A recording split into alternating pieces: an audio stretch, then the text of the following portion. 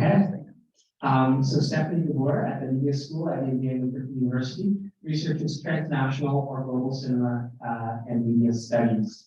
And so I'll also introduce Kristy H.A. Kang, Associate Professor, School of Media Arts and Engineering, and Associate Professor at the Design School at Arizona State University. She's a practice-based researcher whose work navigates the triangulation of place, geographies, and cultural memory. Okay, so I'll hand it over to both of you, and I'll be there to support if we have any technical glitches. Great, thank you.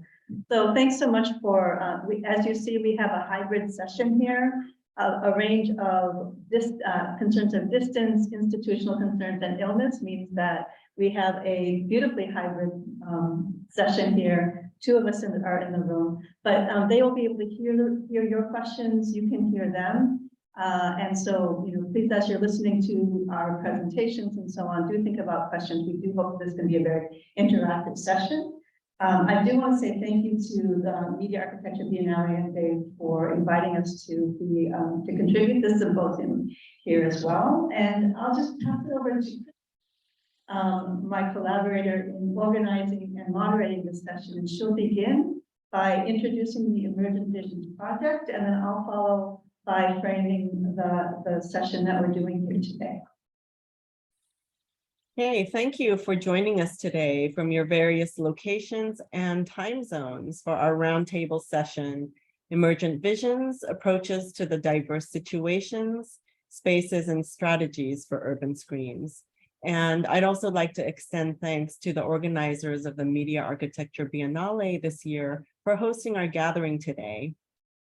So Emergent Visions grew out of an international symposium on urban screens and public media art called Emergent Visions Adjacency in Urban Screens, hosted in Singapore at my previous institution, Nanyang Technological University, in 2018.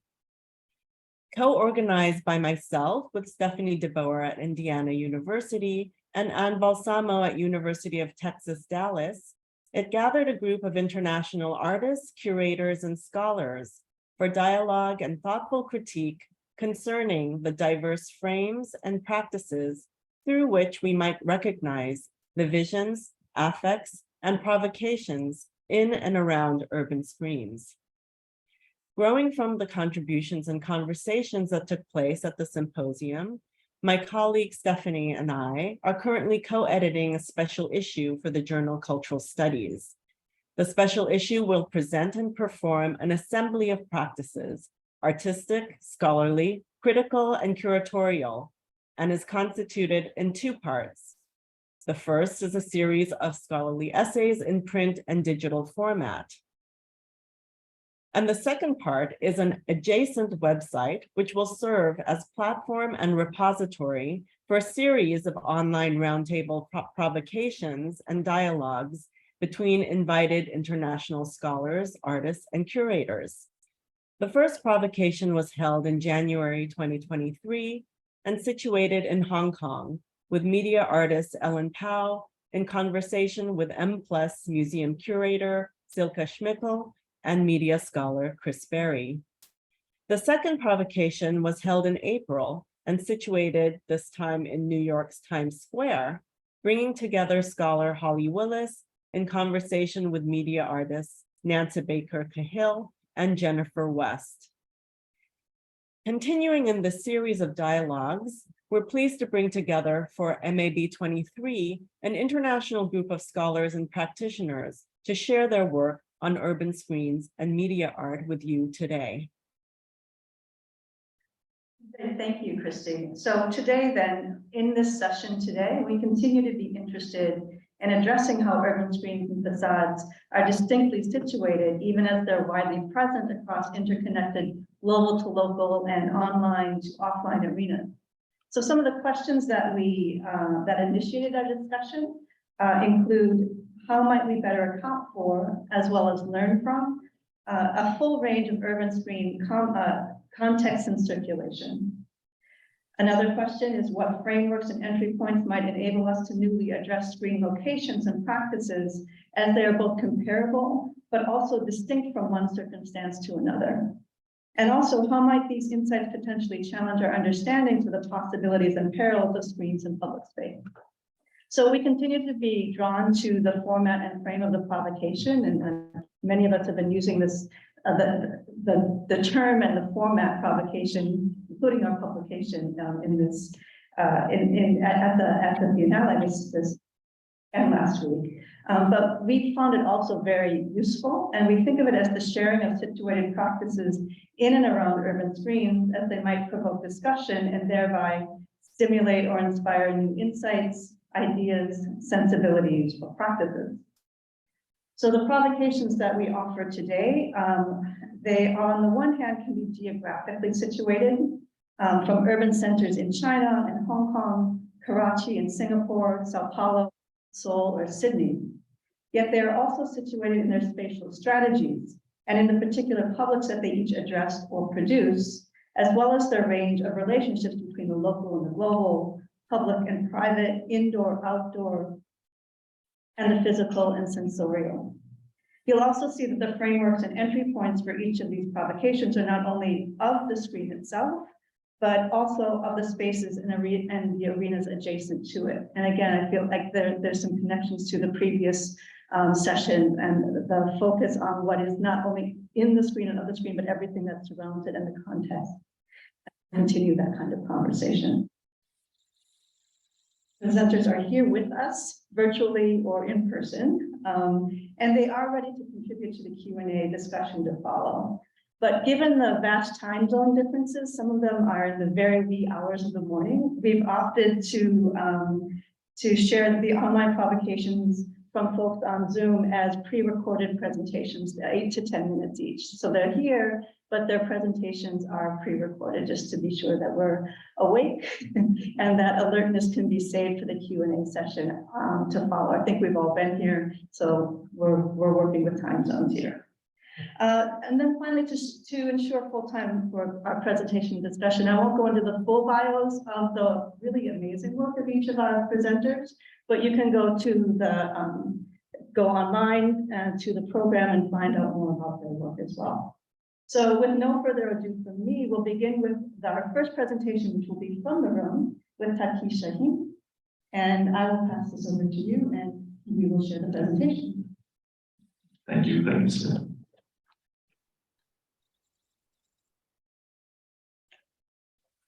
So hello everyone, I'm Taqi Shaheen, and thank you and mab23 for inviting and putting this all together. I come from a city which is called the most dangerous city in the world. It's Karachi, and for all the more reasons. So I was curious to know that how those reasons actually affect the kind of spaces that we are encountering. More so, as my background as an artist, I work as a curator, and I create books. So quite different strands that I work in. But this particular presentation and this provocation we're going to see is actually a more detailed article we're developing. And so it would be, I thought it would be nice to share a few snippets from that line of research and inquiry, and see what your thoughts are on it. So screens as public testimony. So we've seen, we've been having fantastic discussions during this these last 2 days. But I was really curious and excited to know that how screens actually work as public testimonies in a city which is highly politicized, which has a history of violence, and how does this affect the general public at large? So if we move on to the third slide. So this is one of the installations, the screen-based installations done in Karachi. So just to give you a context of geography and the kind of site we are looking at. And if we move further, in the next slide. So this is what media history tells us about the public screen in Karachi. So usually what happens is that when we look at television and we look at how television has been seen as a very domesticated kind of device. But interestingly enough, when it was introduced in Karachi, it was actually introduced in public spaces. And this is one ad which says that we are so surprised that our viewers still don't have television, and how sorry it is. And this is such a plight, and we would like them to have television, but first we would like them to enjoy these public spaces and enjoy these television streams. But then while they were actually promoting and commercializing television, there was another parallel activity that was happening in Karachi. That was martial law, that was the dictatorship period. And then there was a military dictator taking over a democratically elected government. So this is what the scenario was like. If we move on. Next slide. Yeah, so my concern has been that who screens who captures who, and who ends up getting the implications of whatever that screen. But mostly what we've seen that we talk about application of screens, but what about implications of screens? Once you get screened, then screening itself is sort of, of course, we've gone through this whole 2.5 years of poetry, and screening is sort of a medical term as well, where it seems that it's sort of diagnosis of the disease, a kind of infectious disease. So what kind of infectious disease this kind of screening brings in? In this particular image, there's a photographer who is actually photographing an emergent, and he's also been photographed by his own student, which is on the right, which you're not able to see right now. So if you move on to the next screen, next slide. This is, these are a few snapshots from the protests for movement for restoration of democracy, also being captured by the photographers. But while they're having these protests, there are some analog surveillance that play. So what kind of analog surveillance used to happen during the 70s? So if we move further,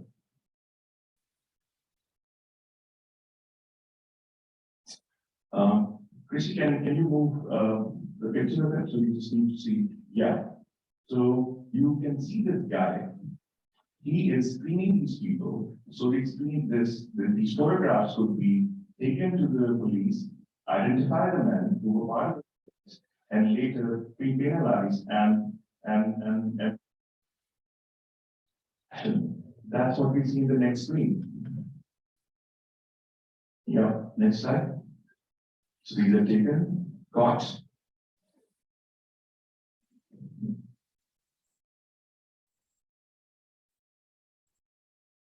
As you will see, now they're being taken to the they're being blocked. But if you see in the background, there's this text which says Rena Radio Television. So now this is the emergence of radio television in Karachi and the Swedes, where you're actually seeing an overlap between how the television is introduced, how the protests are being seen, and at the same time, how the politics are coming into play. So if we move on. So this is public vlogging being done. After this, the analog surveillance, these people were actually brought to the stadiums, and at times they were given a mic in front of them so that they could create a spectacle out of it, that their screams were heard by these people, just to make sure that they don't get into such stuff ever again by the military dictatorship. Next. Same vlogging. So then if we see, while Karachi was having these things, we have the government of politically elected Prime Minister, but at the same time, what was happening globally? Globally, in Chile, Global South, we had President Allende. So President Allende actually was thinking about using screens as well. But unfortunately, the kind of European widget we had for the screen could not receive a pay and different than vlogging. So if you look at the next screen, next slide. So this British mathematician, Stafford Bear, who was asked by President Allende to come over and see how we can increase the happiness level of citizens through Alande being a statistician, he proposed a model, and this was the model, what it looks like. Can you see the model? Yeah. So now he modeled the whole process, that how city works, how happiness levels can be examined, can be modeled, can be implemented using basic technological infrastructure. Taqi at that point only had 40 computers in the whole country. So this is what he used, like he mapped down, okay, who's the one who's exploited, who's the oppressor, who is the oppressed, where are these chains coming from, and how this whole thing connects with the overall environment, which is usually called algorithmic loop. Algorithmic loop is a loop which is created when an organism, institution, or any kind of entity needs it. Okay, we move on. So now this is the machine they used to use, the machine, to connect with the main office, which was an operation room, with other factories all over Chile to make sure that they get to see the production levels and happiness levels of the citizens. Next. This is the screening room. This is what it looks like. So you get to see all the feeds of what people are doing, what kind of productivity there's a problem. The premise of this whole system was that when you actually look at cities, the moment you realize that, oh, the problem has gone beyond your control, you can't do anything about it. So what the president wanted was to have real-time information on the problem being faced by the people, and hence the machine. But CIA at that point, they thought there should be a military dictatorship that should take over Chile because that was not in line with the American agenda. So then the project was scrapped. Next. And British press, it was reported as, oh, Chile ran by computer. Oh my God. So then there was a counter campaign by the opposing party, opposition party. And this is what opposition party came up with. So they had these cartoons which said that, oh, this is a very sinister project, which is using computers to run the country. And hence, can you see the illustration? Yeah. Nice. So these are published in local press, and the way the British statistician, the way he was working, trying to make things work with limited kind of facilities and technological resources. America at that point had around, while Chile, so there was a huge difference between it. And America at that point was building its own internet system, but this internet system, how it was connecting all the major nodes, factories, and production points, was not in very much in line with what was needed and what was expected from Chile. So if we move on further. So, Alande, the President Alande, he was taken over by Pinochet, but General Pinochet. But before he actually thought that I should dismantle this project, he was asked by Stanford there that, okay, let's do a public demonstration for this project so that we can have public in our way in public into our confidence. But the problem was that Alande said that no, this might be too much getting into government secrets. So they refused to share the details with the public. And that proved disastrous for the whole project. And then at one point, 9/11, 1973, his palace was bombed, and this was the last radio speech Alande made. So this is the army. They attacked the palace, and this is how the palace was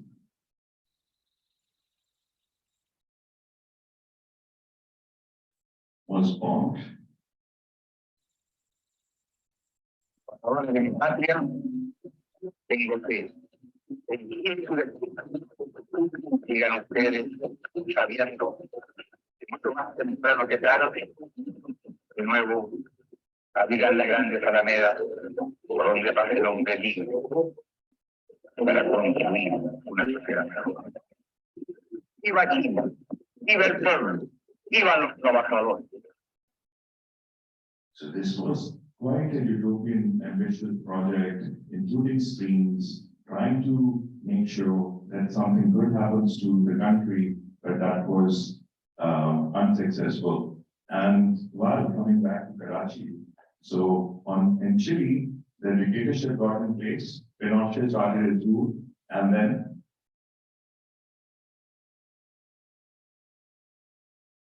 so this is the dictator who ended up taking over Pakistan's ruling party. And then that's on the right, you have General Pinochet, who took over Chile. On the bottom left, you have Kingsley, who was hanged in 1979.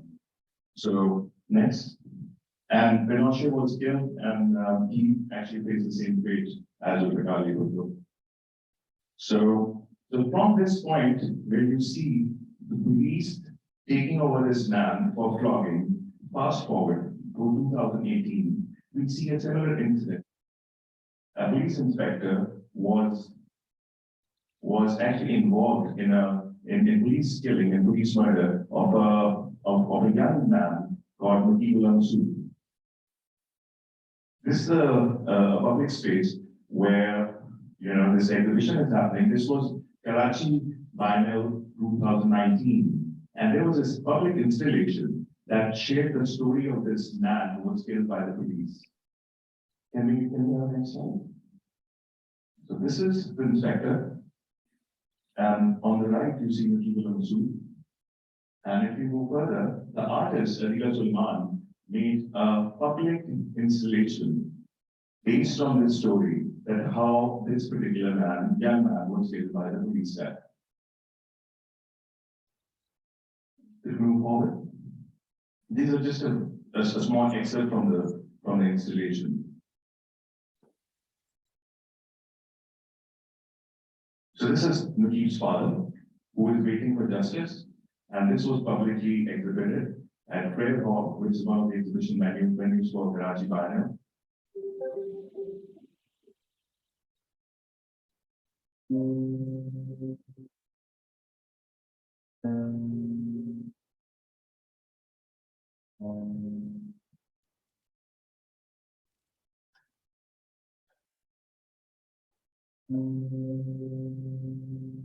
So the whole story goes, and it's being told in the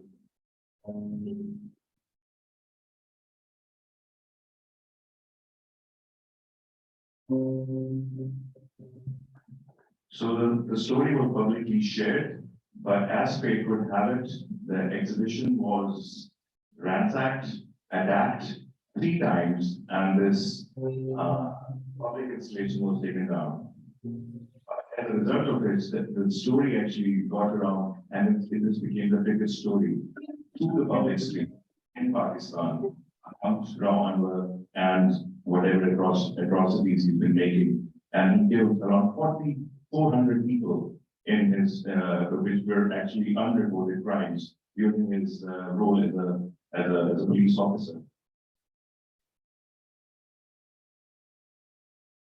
So after a few days of this exhibition, his father also died, waiting for justice.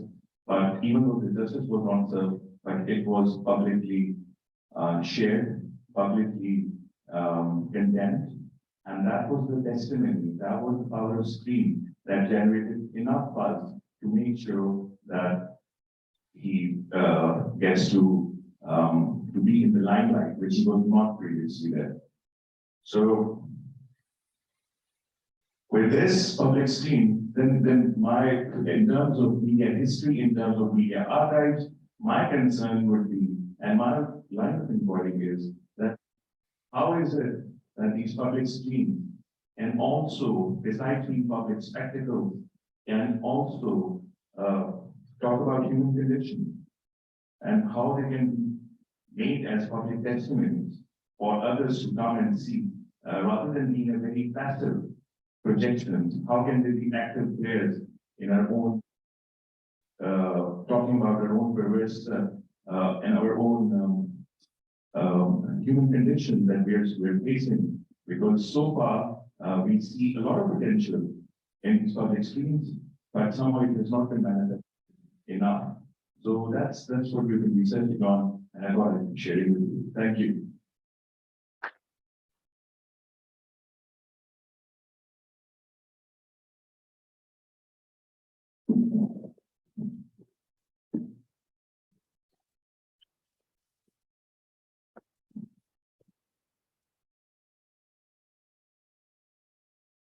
Well, thank you, Taqi. So Kristy is online playing DJ for our next performance. So she's going to show us the presentation from Yomi Braester. And he's Professor of Cinema and Media Studies at the University of Washington, Seattle. Thank you all for attending. Let me just jump right into my talk. Urban screens are often celebrated as tools for creating public spaces that empower citizens. Urban spaces or urban screens in this version facilitate what may be called walking the city 2.0, digitally enhanced strategies for claiming the streets and rendering them into a benign public sphere. And yet I suggest that urban screens are simply tools for curating public space. In the hands of an authoritarian government, they can become tools for surveillance and self-surveillance. When deployed by artist activists, the same screens can indeed suggest how citizens can wrestle power over public spaces, if only in a limited and temporary way. And when used by architecture offices with commercial stakes, urban screens are subjected to market forces. One way or another, we would be remiss to take for granted the function of urban screens. They shape and reshape what we mean by outdoors and indoors, public and private, local and global. The first example is taken from a commercial work, namely showrooms for selling office space designed by Yuko-Lab, a leading office that specializes in showrooms that present state-of-the-art spectacles. For those interested, I've written a detailed analysis of Yuko-Lab's works in an essay that's part of a forthcoming special issue of Cultural Studies edited by Steph and Kristy, who are hosting this panel.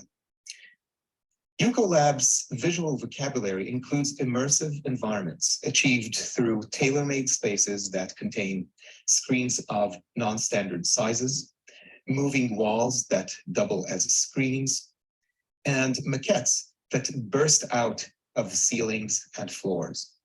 Yuko-Lab's presentations are as much about experiencing the exhibition space and becoming aware of how medias change space as they are about the buildings being marketed.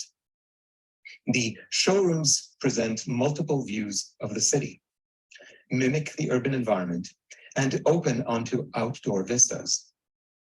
A point of note is that these screens and other medias keep referencing the outdoors, but they are not urban screens in the sense of digital media on the street. Rather, they conjure hermeneutic spacetimes encapsulated in architectural spectacles.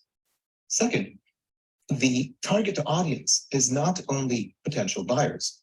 Like the landmark buildings being advertised, the showrooms become showcases for the municipal government, with high-level officials leading distinguished guests through the premises.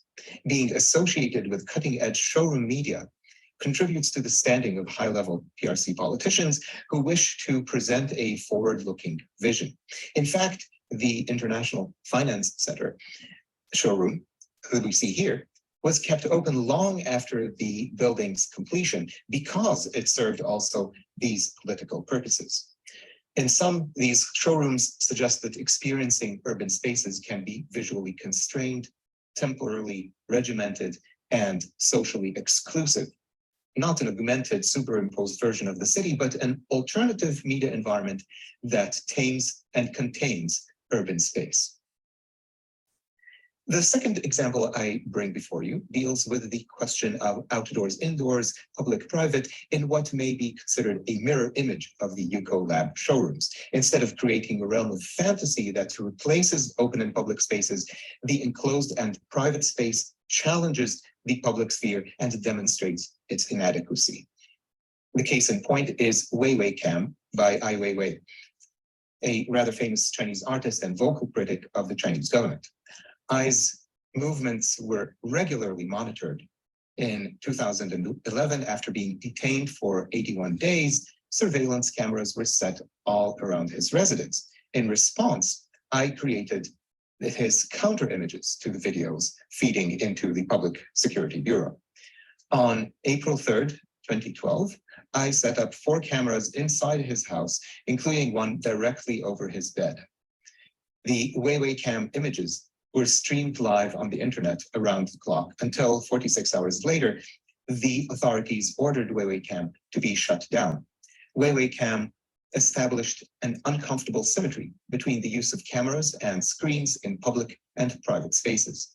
Weiwei Cam redefines urban screens and their function. To repeat, whereas Yuko Labs showrooms create a realm of fantasy that replaces open and public spaces, Weiwei Cam uses the enclosed private spaces to challenge the public sphere and demonstrate its inadequacy. Last, I turn to a bona fide urban screen. But here too, we encounter not the celebration of public space, but a demonstration of its limitations. The artwork in question is Our 60-Second Friendship Begins Now, later renamed Countdown Machine. This was a 9-minute-long light show designed for and exhibited on the facade of the International Commerce Center in Hong Kong. The display surface covers a total of 77,000 square meters, to date the Guinness World Record holder for the largest light and sound show on a single building. That's more than twice that of Burj Khalifa. Since 2012, ICC hosted light shows by new media artists from around the world. Now, Countdown Machine, exhibited in June 2016, riffs on a well-known episode in Wong Kar-wai's film In the Mood for Love. The light show ends with a minute featuring a countdown starting at 979012496, which the artists explained later as indicating the seconds left until July 1st, 2047, when Hong Kong's government will completely dissolve into the PRC. As an implied mourning of Hong Kong's disappearance into memory, Countdown Machine was an affront to the PRC and a transgression of ICC's policy that light shows should not include works containing any political elements. As soon as Countdown Machine went up, its creators, the 2 Hong Kong artists Samson Wong and Jason Lam, made the political message explicit. As expected, and most likely planned by the artists, the publicity made the curators take the work down. Subsequently, Wong and Lam's stunt led the sponsors to cancel other collaborations between art organizations and ICC. Countdown Clock is a well-executed light show, yet its main value lies in Wong and Lam's provocation, forcing the curators and sponsors' hand. The very publicness of the work, exhibited on the largest facade of its kind in the world and visible across Hong Kong, that is also what doomed it to become barred from public space. The artwork continues its life on public screens as it can still be viewed on YouTube. Countdown continues in public as a controversy, a discourse, at the cost of its visual presence. Urban screens are temporary, so-called soft monuments. Yuko Labs showrooms are eventually dismantled, even if given an exceptional reprieve after the advertised spaces are sold. Weiwei Cam and Countdown Clock rely on real-time streaming and exhibition, and in both cases, the artists expect and even instigate their termination of the artworks by those who control public space. Countdown Clock is an apt and intended metaphor for urban screens. It counts down time toward the annihilation of public art and collective memory. Thank you.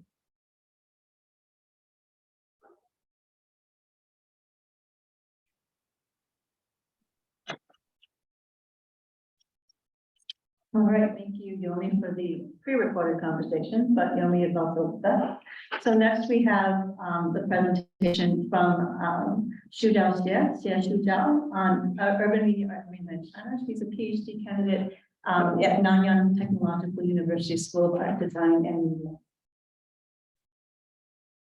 Hello everyone, I'm Shujiao, a second-year Ph.D. student at the School of Art, Design and Media, Nanyang Technological University. Today, I'm very delighted to share some insights into my Ph.D. project, which focuses on urban media art in mainland China.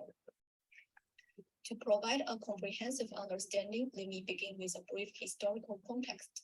In 1978, China introduced the Reform and Opening Up policy, which marked a significant turning point in the country's economic and political history. This policy allowed foreign investment and increased Western influence. Subsequently, new policies were implemented to facilitate urbanization. The 1990s witnessed a crucial shift as the population began to explode every year. This urban process produces ever-evolving urban spaces in China, which are not only about the physical elements, but are a composite carrier of urban society, economy, culture, and environment. Moreover, the global rise of cultural and creative industries has further enhanced the importance of urban space, as local governments invested in public projects and cultural infrastructures to improve cities' competitive edge. This led to artistic urbanization in mainland China. Consequently, the urbanization process has also sparked a proliferation of public art projects throughout Chinese urban spaces.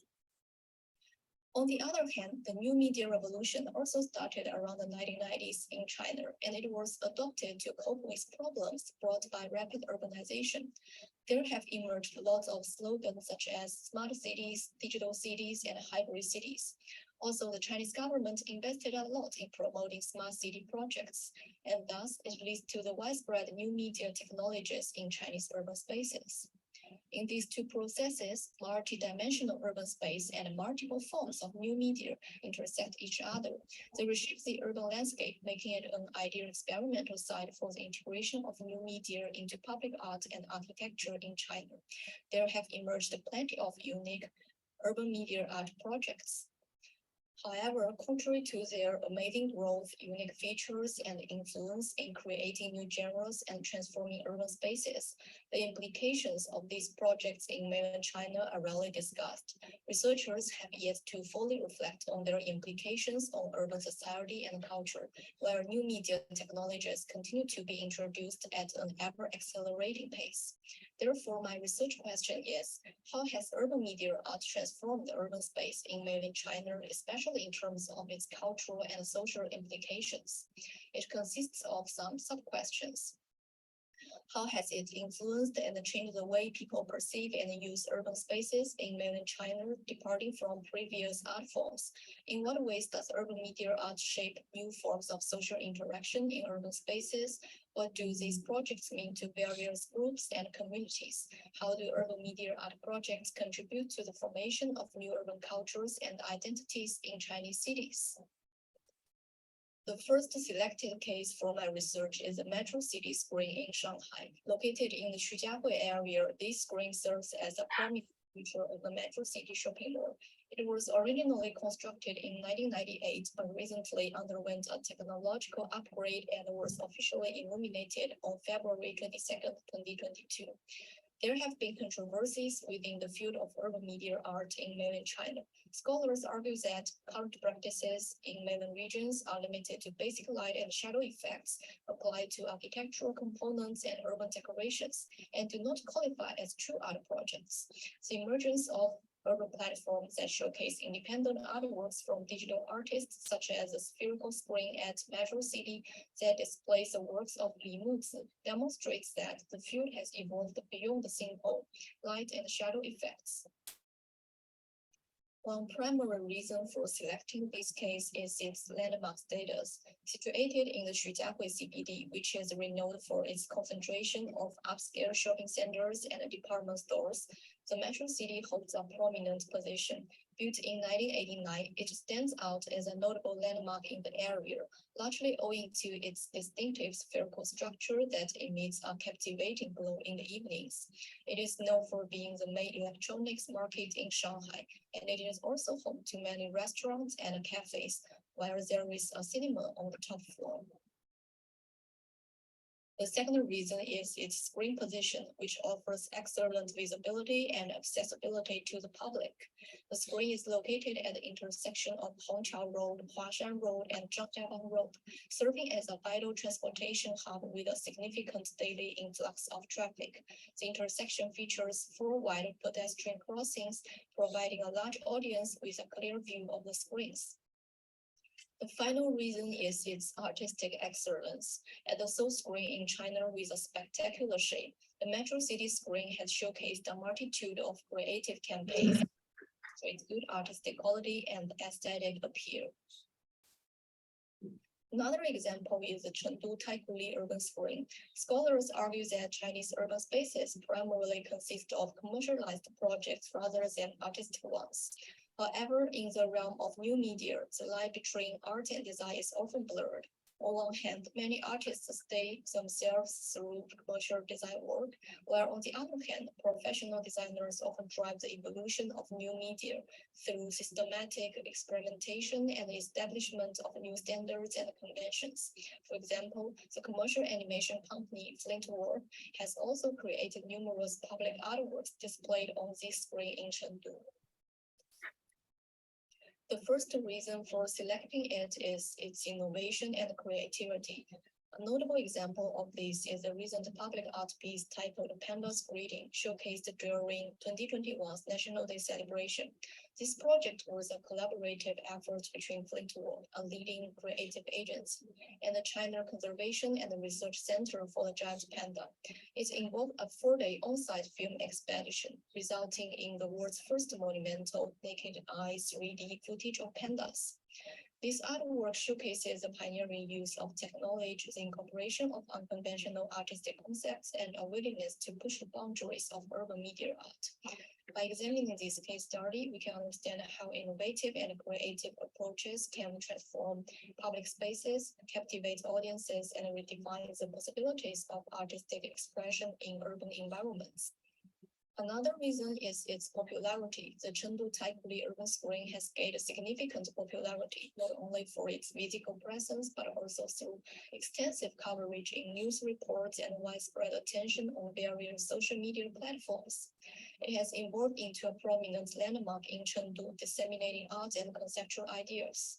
The screen provides an opportunity for people to immerse themselves in artistic atmosphere right in the heart of the Chengdu city center.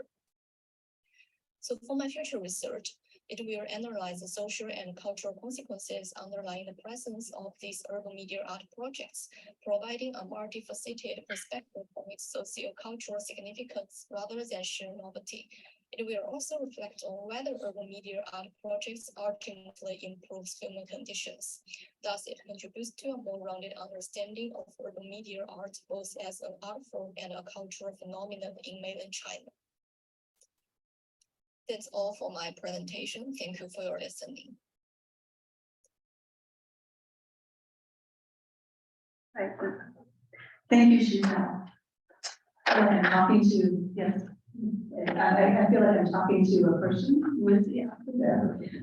So we have 2 more provocations, each of them about 8 minutes. And the next provocation is from Kingsley, who is associate professor in the School of Creative Arts at Hong Kong Baptist University.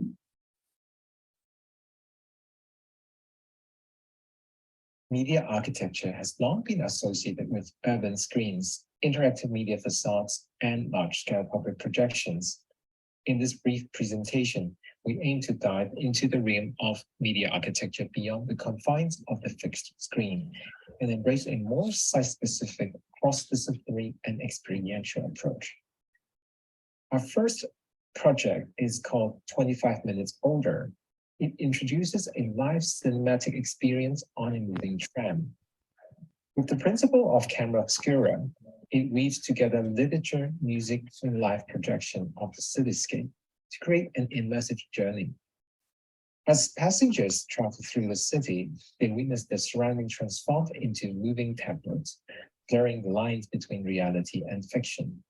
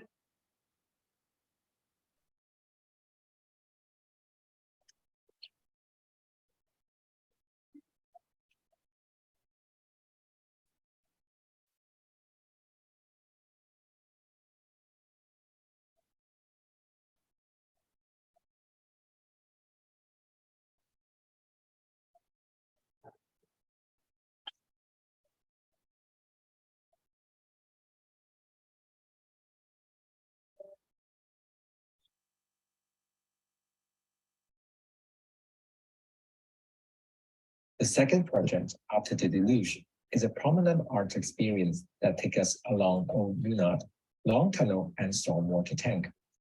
Collaborating with the Drainage Services Department of Hong Kong, this project delves into the spaces as fast as 40 Olympic swimming pools.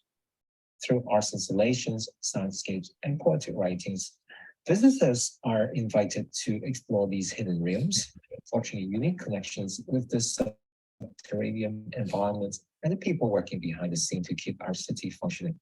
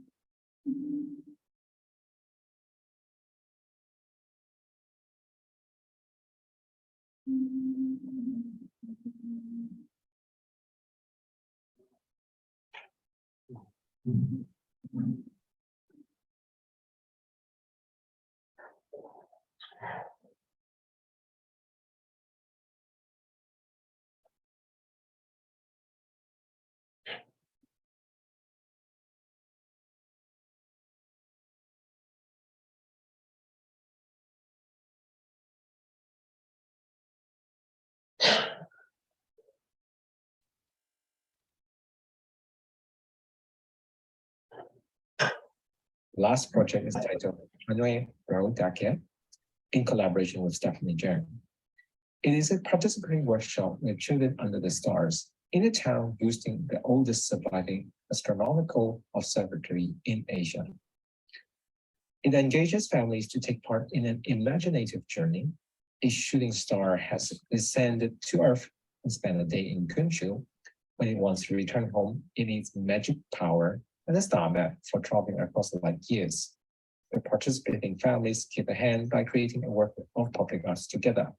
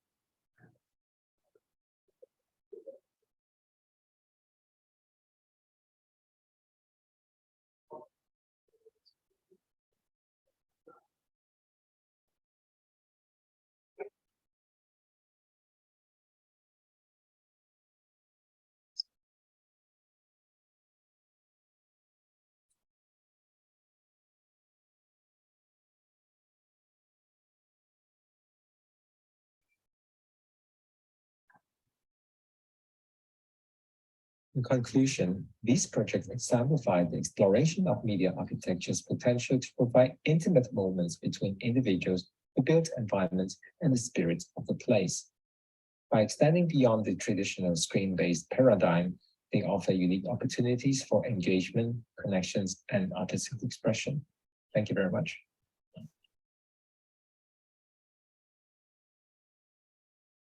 Media architecture has long.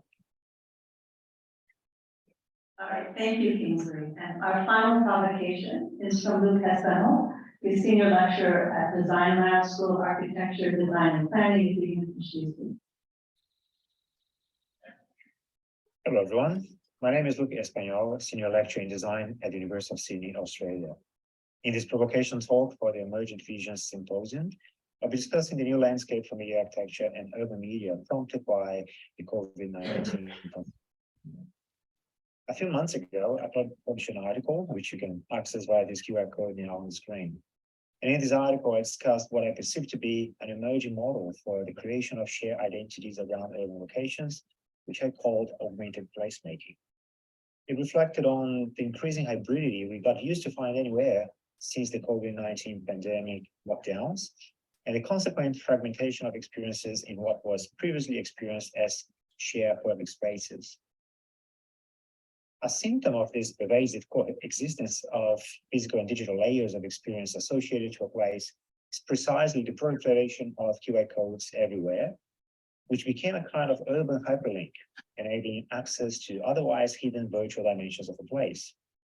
If on the one hand, QR codes have contributed to greater accessibility to information, they may also have contributed to segregate and fragment urban experience. For example, QR codes have been used both as gateways to exclusive experiences linked to public spaces and products, and also to restrict the actual physical access to urban spaces, particularly during the lockdowns. Based on that, I theorized two new categories of hybrid spaces. The first one is what I call a digital utopia, or a known place. So this word utopia has been previously used to describe generic places such as an airport, which is the same everywhere pretty much, while at the same time subscribing to unique dynamics and aesthetics that makes it recognizable as an airport. Since the pandemic started, this is the sort of spaces that we got used to go and socialize at. Zoom being precisely the greatest example. In fact, we are doing it right now, occupying very different physical spaces, subject to completely different dynamics at different time zones, while at the same time united intellectually and emotionally through the digital utopia. This is me now on Zoom, showing a screenshot of another talk of me on Zoom gave last week at my paper presentation at the MIB Online program. In turn, talking about a physical location in Sydney, itself augmented by digital urban media, so very meta. The MIB Gather Room is another example of a digital utopia, a known place, where we can go there and we can meet and socialize, following shared rules and engaging intellectually and emotionally in what is essentially a known place. The second category of places consists on what I call digital heterotopias, which is a term used to describe a place capable of assuming multiple identities. And in fact, I have identified two kinds of heterotopias, what I call critical and utopic heterotopias. So critical heterotopias are places with multiple identities created to foster civic friction. So for example, since the COVID-19 lockdowns, a movement of guerrilla urban projections have emerged in Brazil and other Latin American countries, driven mostly by citizens locked in their apartments, getting hold of projectors and pointing those out back into the city in a movement to reclaim it. It started kind of spontaneously in various different cities. And then over time, the movement evolved, united through social media. The images are often ephemeral and in fact created for social media primarily, yet it's their placement in the city's urban architecture what lends them power.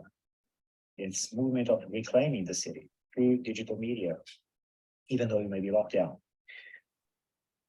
The second kind of heterotopia, which I call utopic heterotopia, are also places with multiple identities, but those identities are created instead to foster well-being. So coming back to São Paulo, building on that momentum about digital projections, the digital curator Marília Pasculi, who is a member of the Media Architecture Biennale's advisory board, organized an urban arts festival back in 2020 during the lockdowns in the city, which I had the privilege to participate in. So it was all about them put art back on the streets and connecting with fellow artists and digital creators and promoting goodwill and good feeling in a time that was very dark for everyone.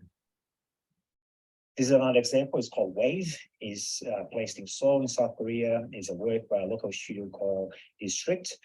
They created this three-dimensional urban screen, which occasionally display commercials, but yet the philosophy was more to use media architecture to reintroduce natural elements into the urban landscape and thus promoting feelings of well-being. They actually took that approach even further by creating what they call Arte Museum, first with a venue in Seoul, and then with another in the island of Jeju in South Korea, entirely dedicated to virtual nature.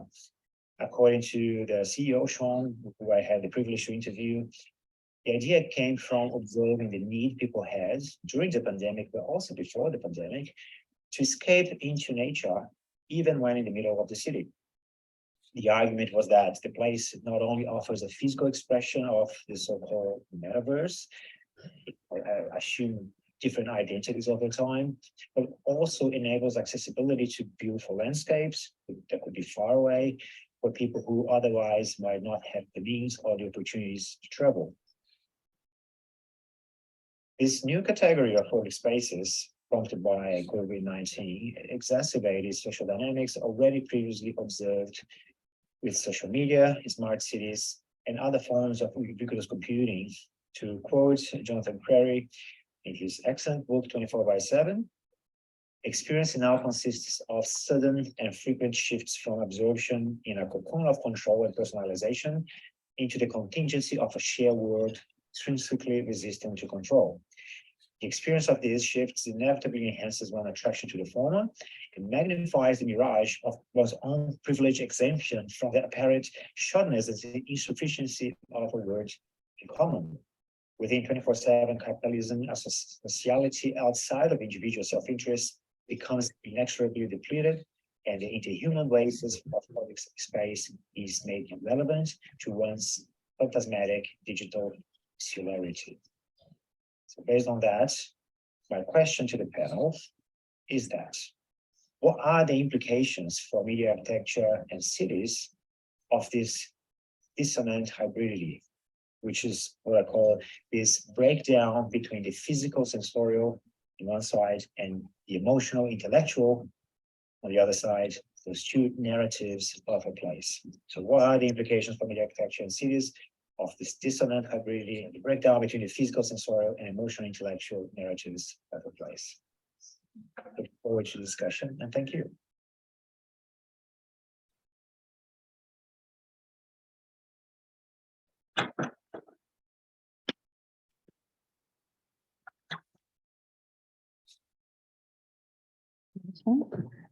All right. Is this on? Yes. Okay. So I want to thank you for your patience with the hybrid nature of our panel. In some ways, it's, you know, the purpose of this panel, the purpose of bringing everyone together was to think about the distinct and comparative situations of urban screens, right? And what we asked each of the presenters to do is to describe and think about particular uses of urban screens within their particular contexts, but with an aim for providing kind of provocation for how we might think about and practice urban screens in a broader sense, right? So how can things that are not proximate to us maybe inspire other ways of thinking about what urban screens can do or cannot do from one location to another?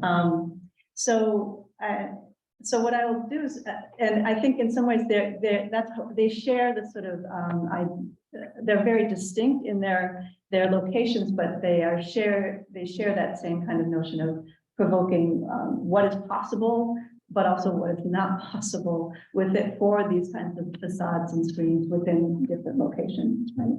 I'm also struck, of course, by like, we're not always talking directly about the screen, but the context of the screen, or what is adjacent, or what is associated to, right? I think that's where creativity and place. So I'd like to, we have some time for questions. Questions can be for a particular panelist, they're all here, or for the panel as a whole. But will we have any questions from the audience?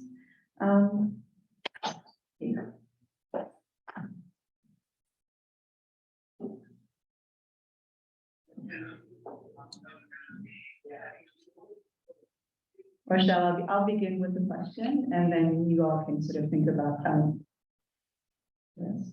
So this is a question, I'm going to ask a question to whoever wants to respond amongst our panelists here, Taqi as well.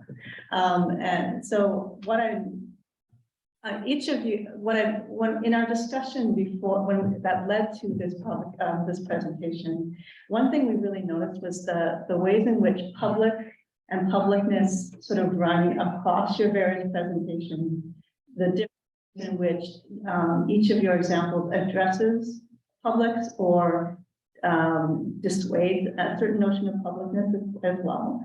And as you think about your own and your case, compared to what you see the others in here, like where do you see publicness being at play in terms of what is possible and not possible for your examples or the examples of the folks around? I would guess, Yomi, would you want to start? You nodded, so it makes me think you might have something to say.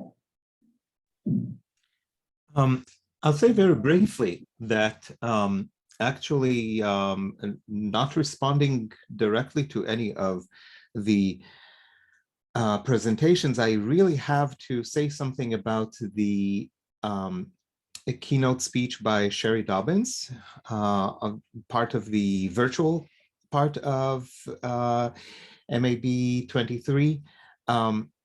I was fascinated by it. I thought it was a fantastic talk. And at the same time, it was really interesting to note the difference in how Dobbins was thinking of these spaces and of her intervention, specifically in Times Square, as a way of bringing everybody together, what she called the media triangle together, how to create a positive effect. And I could totally see where she's coming from, right? I mean, I have absolutely no problem with her logic, but let's consider the fact that this is just one possible logic, and that public, you know, it's so easy for us to think of the public as the public sphere in the Habermasian way.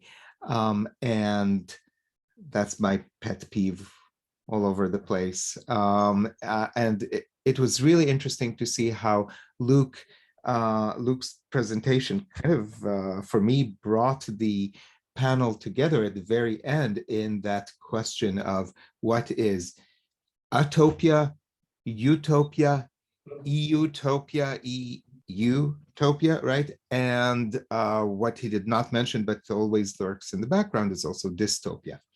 I'll stop here. Would you have a response to that, Luke, or something to follow? Yes, I agree. I think through the presentations, it became quite apparent the dialogical nature of urban screens as almost like as a connecting tissue across different strata of society and different discourses. There's different dynamics at play. Governments using the broadcast nature of especially large urban screens to push messages through society, and on the other hand, citizens making use of those very, very large ways of disseminating messages to fight back and to try to have a voice within the city, and then this sort of third space going parallel, which are places of escape, of getting away from society almost, and reinventing a reality that might be more suitable, or potentially just a fantasy land. I mean, I really relate to the example from Yomi of the Yuko showrooms, right? This idea of an artificial public space, we're showing idealized version of reality, and I relate that to the utopic utopias that I mentioned on my topic. I mean, this idea of escaping to a better but very artificial and dystopic in its own way urban space. So it's very interesting to see now this dialogue that has been present since the 60s from Taqi's talk in Pakistan and in Chile, and those dynamics already at play since then, now exploding into not only the different spaces of a metropolis, but also virtually, and then therefore perpetuating in different spheres and being reappropriated in different spheres. And I think that offers the tip of a thread for discussions on the potential future of urban screens, and how the content and their presence in the public realm may actually evolve from here. May I quickly, because I'm going to have to leave soon, so first, apologies for that. I wonder if Kingsley has anything to say about his experience, specifically considering that Art Basel was also the sponsor of some of those light shows on ICC, that tower that I showed, and his work came at the heels of that big scandal that was in 2016. Yes, I believe, yes, the slide you showed, that installation was 1 year before our project. So it was in 2016, and our project was in 2017. Well, yeah, what I don't know how, so what's the actual question? Sorry, it's 5 a.m. in the morning. Maybe I'm not processing it very well. So the question is, like, how was the collaboration with Art Basel on this kind of public? What did public mean for you in the context of what happened before? What happened before? Well, I'm not so sure if I'm answering directly, but when I'm approaching these public projects, I thought about how certainly, of course, a lot of the cited projects in the 60s and 70s, there's a kind of social, there's a kind of like a institutional critique angle to a lot of the projects. I'm thinking, for instance, Euclid's maintenance project.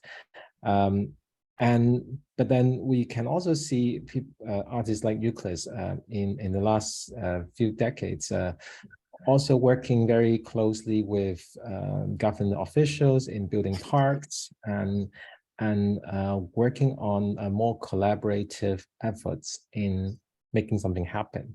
So I do see working with public space and working with many partners, there is a kind of interstice of proposing something that is maybe rather not possible outside of the realm of art. So yeah, that's maybe how I and our collaborators approach these kind of efforts.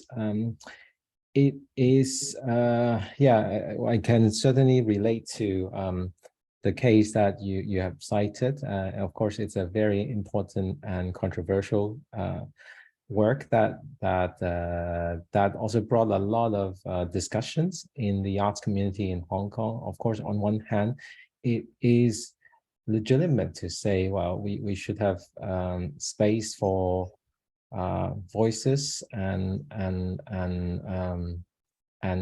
expression. That is certainly what we wish we have.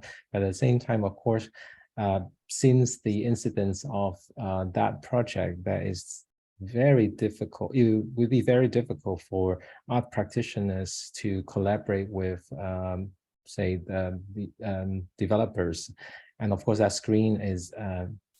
There was a time where it was very welcoming for artists to showcase works on this massive screen, but since that incident, it became very cautious, and likewise for many other screens in Hong Kong. So yeah, so sometimes it's like one step forward and then 10 steps backward. And yeah, I'm not so sure I'm answering the question. But apology, maybe a time zone that plays a part in this. Yeah, but I appreciate the question very much. Thank you. Yeah, I just wanted to step in with a comment about the particular project that you mentioned, Yomi, and that we're discussing now.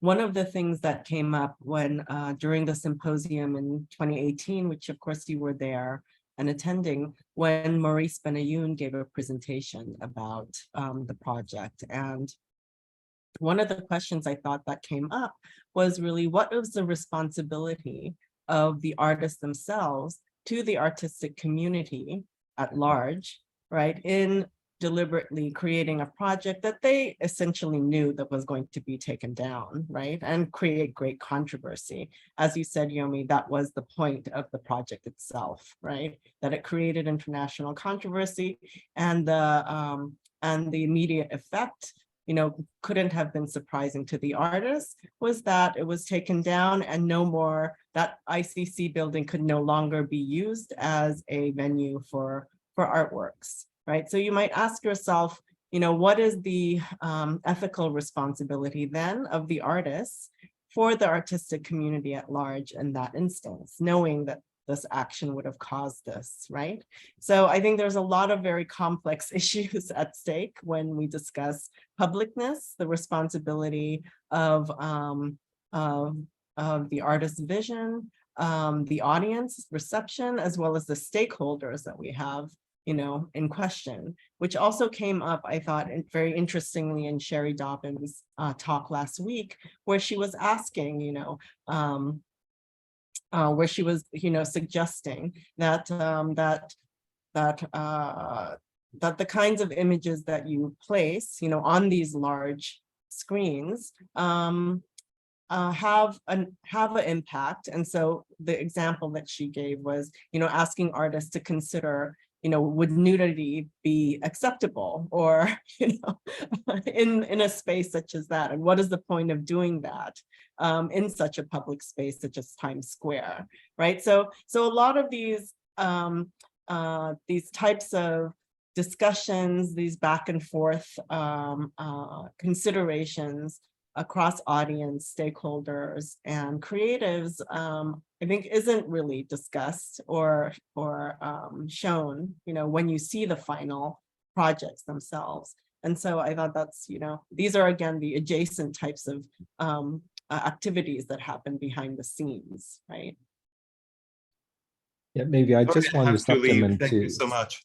Yeah, maybe just to supplement quickly to that is that there's also the intention for the experience of the work to be open, so that they can allow levels of criticalities in how to react to the work or the relationship that is crafted with the work, and so I think it is quite important, although maybe there is certain constraints in the macro sense, but for the personal or intimate experience of the works, I think there can be also a wide range of diversities and inviting criticalities in the being. So yeah, just wanted to add that on. Yeah, thank you.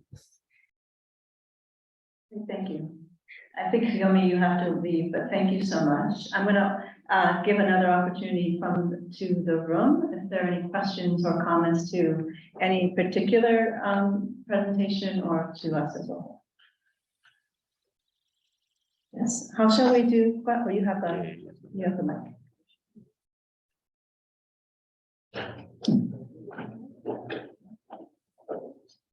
Thanks very much. I heard the word provocation several times, and it's going to provoke you guys. What? There's so many things that come out of this. Number one, who is behind the screen, right? And I don't just mean whether it's painful, but who actually is giant apparatus, right? Nobody's thinking about that, it seems to me. Number two, who says I have to look at some artist's work? So if I go to a gallery, I know what I'm going to see or who's working I'm going to see. Now, who gives that artist permission to assume that everybody wants to see my work, and if they don't want to be, there's an ethical discussion here, right? So that's a question, right? There's a, I mean no offense to anyone. There's a collective arrogance to this. You're going to look at my art no matter what. And if it doesn't work, well, I did it to provoke you, right? And it's not necessarily the screen itself, the art might be ephemeral, but not the screen, because tomorrow there'll be something else there. So if I go to Times Square, I'm expecting it, sure. But that's not everything that we saw today. There are lots of examples that we studied today that are not about the squares of the world where we would go to do that spectacle. You're driving down the road, a main road, specific neighborhood, and all of a sudden someone's decided that you're gonna love this image, right? Or imagery. So it's more of a comment than a question, but I say this to people probably you can do it. Yeah, I think it's a great comment, and the whole dilemma of screens is that screens are right now what television was in the 50s, where television was very passive, and the viewer was very passive. Television was bombarding and bashing you with images, but you didn't have much to do. And then you ended up having a remote control, and then you ended up having internet, and then so on and so forth. And then that brought that transparency, that who is triggering these images, who is operating on this plane, so that we can deconstruct what's going on behind the screen. And are we really supposed to engage with this screen or not? So I think the stage we are on right now, it's very like sorts of baby steps towards screen evolution. And it's a very genuine and very relevant question, not just ethical, it's also political question as well. Who holds the power to show these screens? And what gives you that impetus to consume these screens? Not just the content, it's the presence of those screens. So thank you for this concept. I think it's great. In Zoom land, would like to respond? Yeah, I'd like to make a comment on that. So it's true. Yes, there is this potential tension about between the content that gets displayed and the desires or expectations of the audience. And in a way that points to inherent tension that exists with urban screens and urban spaces in general between public and private, and who has the curatorial authority to determine what happens on each space. Who owns the screen? Who owns the public space? If it's a big, large public screen that ends up working almost like as a statement from that space or the city even. And therefore there are responsibilities in regards to what gets shown. But at the same time, that speaks to the nature of urban societies and urban environments and the messiness that it's or should be in many cases inherent to people coming together with different backgrounds and being presented with different realities and being proposed to discuss those realities. So whether we would like to promote friction as part of urban life, or and being more than just an agglomeration of people, or otherwise we want to promote more consensus and order in public spaces and lead discussions for more private spaces. I think that speaks more to dynamics beyond urban screens and actually coming to the core of what different societies determine for themselves. I find very interesting, for example, from Taqi's work, the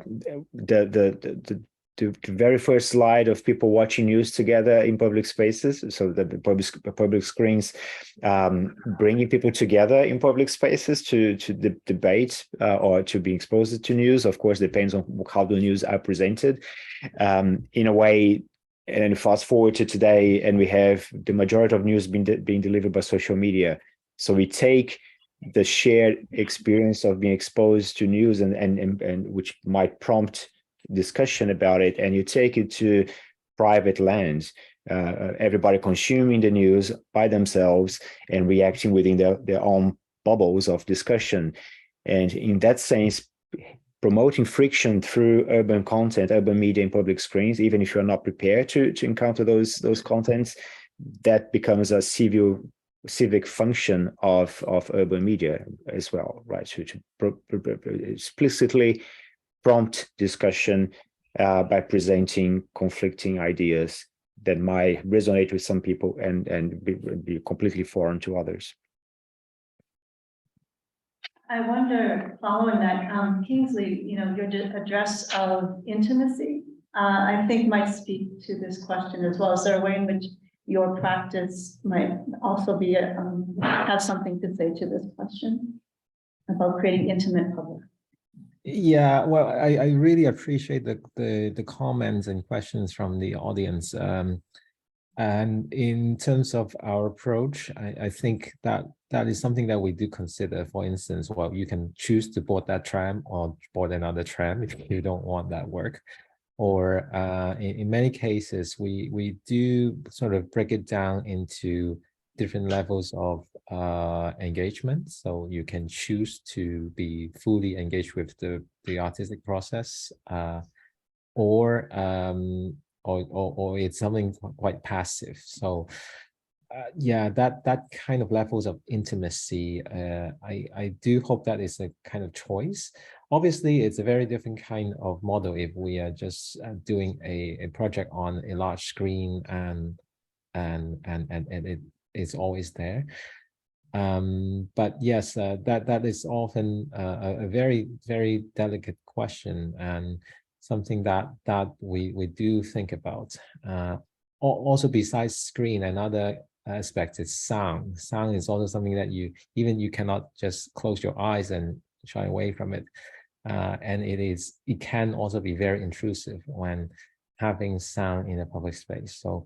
So yes, I do very much agree with this kind of questions, and it is something that practitioners are thinking deeply upon, I think.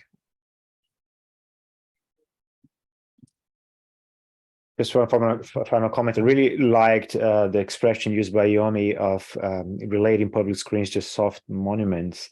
And then also I think it speaks to their function in the urban fabric. I mean, they are public realm, and therefore how they get framed really speaks to what is expected from both the government and the society running, the group running society, but also from the public. It speaks to the nature of public art.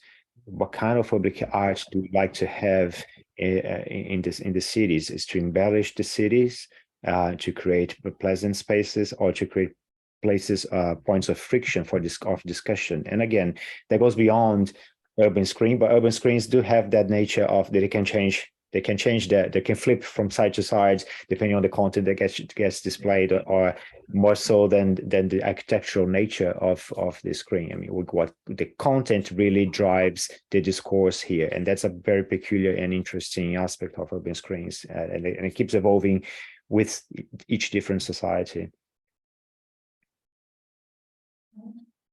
Thank you. Any final comment? Have we hit time, Dave? Is it time? Yeah, okay. So any final comments from Any of us? Okay.